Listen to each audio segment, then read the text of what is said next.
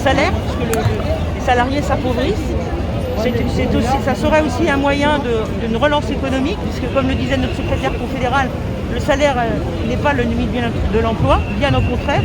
Et puis en plus, c'est aussi ce qui nous permet aussi de sauvegarder la protection sociale, hein, dont on voit l'importance dans les temps aujourd'hui. Et d'une manière plus, je dirais, concernant notre périmètre, on a des entreprises, alors soit des entreprises qui vont très bien comme Orange, mais qui ne partagent pas la valeur qu'ils engrangent. Donc les salariés ne voient pas le fruit, si vous voulez, de la richesse d'Orange, toute proportion gardée bien évidemment. Et à la Poste, il y a un réel problème de rémunération, puisque ce que je dis, c'est que 83% des postiers dans ce pays gagnent moins du salaire médian français, c'est-à-dire moins de 1 750 € net, 1 780 de mémoire.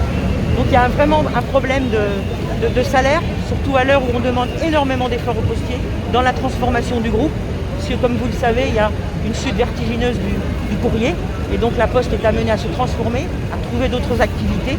Et là, forcément, ça engendre pour les postiers de se former, de réapprendre de nouveaux métiers, de suivre une évolution qui va extrêmement vite.